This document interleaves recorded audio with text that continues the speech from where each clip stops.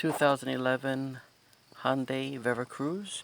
If you need to change a thermostat, you need to take off this piece here for the airflow, a couple of screws here, and all you got to do is just lift it and it pulls right out.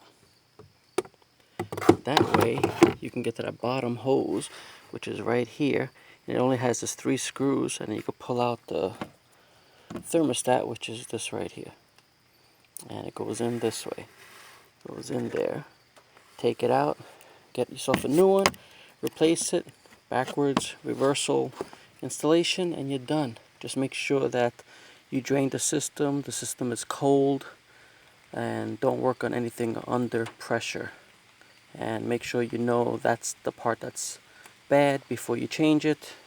Or if you have other options or other things that tell you that your engine is overheating, this might be one of the issues. It might be one of the cheapest issues before you keep going and troubleshooting.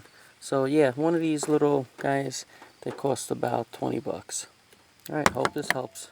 Thanks for watching.